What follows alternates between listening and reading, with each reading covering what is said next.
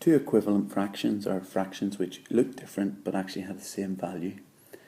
The top of the fraction, the numerator, is in the same proportion to the bottom of the fraction, the denominator.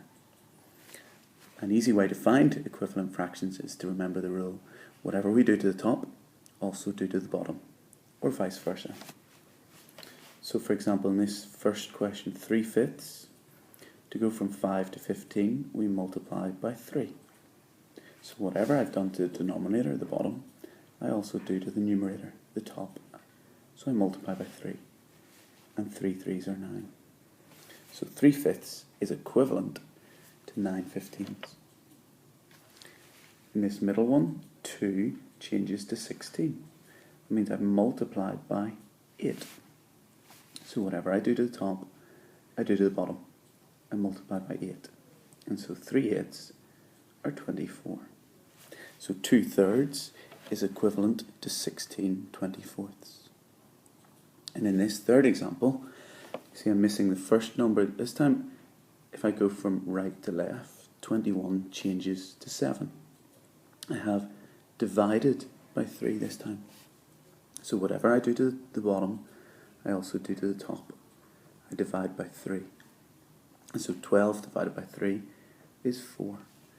And so 12 over 21 is equivalent to 4/7.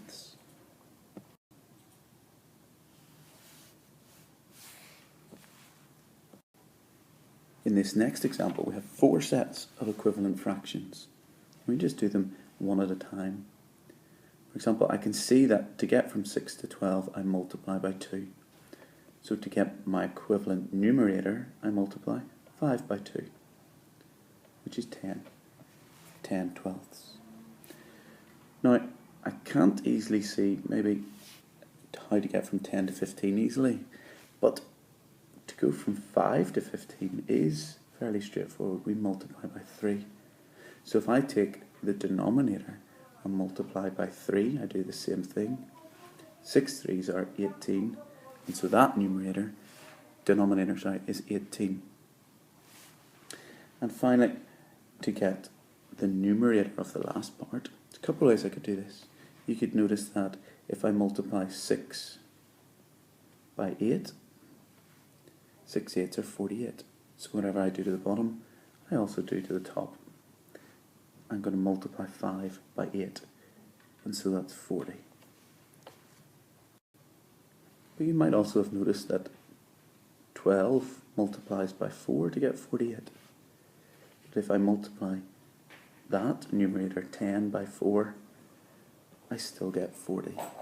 So we can see that all 4 sets of these fractions are equivalent.